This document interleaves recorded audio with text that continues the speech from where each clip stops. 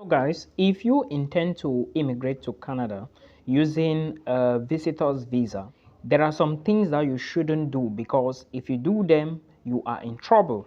Now, I want to draw your attention to the fact that if you are applying for a visa to Canada, understand that this time I mean is the processing time. It is not fixed. You may get the visa early and you may not get it early. But first of all, apply and give them the right time to process the visa. So the very first thing is, if you are applying for a conference visa, understand that you are going for a conference. Now, what if the visa delays before it's out? What should you do? Your conference letter might have expired, so the next thing you need to do is to apply for another conference. When you get the offer for the next conference or the letter, you can now use your visa and move in. Do not arrive the airport without a document to prove where you are going to or the reason why you are actually traveling. I hope you understand that the visitor's visa is a short stay visa. You can go with it to Canada, or you can use it to enter Canada as a conference attendee, or someone wants to attend a conference, and you can use it to enter Canada as someone wants to visit a particular touristic site or touristic area in Canada, or you can use it to visit a family or visit any other body in Canada. This is a short stay visa. Not really a short stay because it's more than 3 months, but maximum 6 months. So please watch more videos on this channel. The next thing you should know is that if you are going to Canada with a study visa, you should know the location of your school. You should know every detail about your school, because if you fail to explain yourself to the visa officer or tell the visa officer this information when asked at the airport, you would be deported. And if you fail to go to the airport with a conference letter, even though your visa came when your first letter expired, visa would be rejected. So take this very seriously. It is important. Now, if you are going to visit, if you apply for your visitor's visa on the notion that you want to visit a particular area or a touristic location in Canada, make sure you know the name of the tourist location or the location you are going. Is it a museum? Is it Niagara Falls or whichsoever place, depending on the province you are going? Make sure you know the name, because you might be asked to name 3, 4 or 5 touristic destinations in Canada, and if you fail to name these areas, your visa would be rejected. You would be sent back, though you have veto, but you would be deported. That's the meaning of your visa will be rejected, because you already have the visa, but you would be deported. This is fact, I'm telling you guys.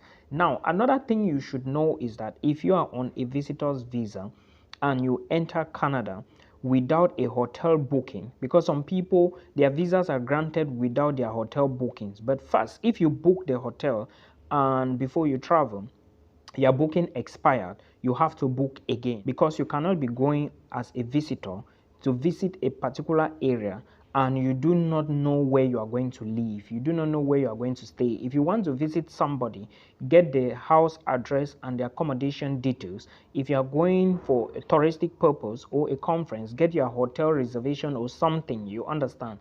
Then when you reach there, you show them that you already have a place you are going to be staying. Otherwise, if you don't go with this, you risk deportation. Now, if you enter the Canada airport without your return ticket, if you are on a visitor's visa and you are not able to show your return ticket, like I have always said in my videos, make sure you get your visa and make sure that the ticket you have is a two-way ticket, aller and retour. I even mentioned this, and aller and retour means French. The ticket to go, the ticket to return. So make sure you have all this in place. But if you fail to have this with you before you arrive the immigration desk, you would be deported. So please put this into consideration. It is very important. I just said let me answer this so that you know. Now, for those people who are using sponsors, you can use your uncle for your study visa application. But remember to get the birth certificate, and remember that the uncle you are using must have a surname related to your father or mother or your auntie. You understand? Then after that, you cannot get the other supporting documents from he. But if they do not have the same relation, the same surname, all right, or something related to that of your mother or father, please, I will advise you, do not use them.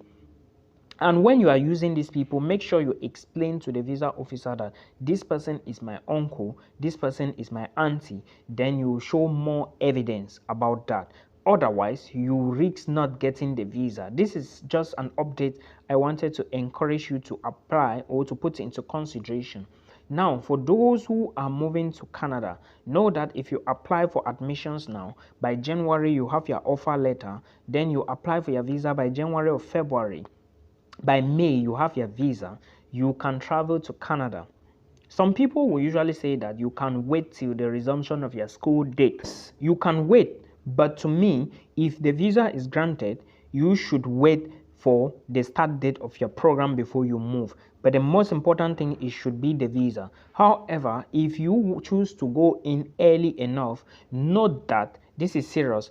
Some people choose to go in early enough with the notion that they want to go and work and save money. You cannot. You have to register in school first before you can get your study permit. This is the new law now. You are not going to get your study permit anyhow again. You have to register first, get your study permit before you proceed to the other details. So please put all of this into consideration. It is very important so that you don't get confused. Another thing you should note is that Canadian universities do not offer a lot of scholarships compared to US universities. So if you are looking for a lot of scholarships, if you are looking for grants opportunities or assistantship opportunities in universities to study for free, make sure you contact universities in the United States of America, because Canadian schools do not have this much funding to grant to many international students. Of course, most lecturers, they do have funding, but if you are chasing funding and opportunities, graduate opportunities, then I'll advise you to look at schools in the US. I hope this video was important. Please like and share the video till we meet again.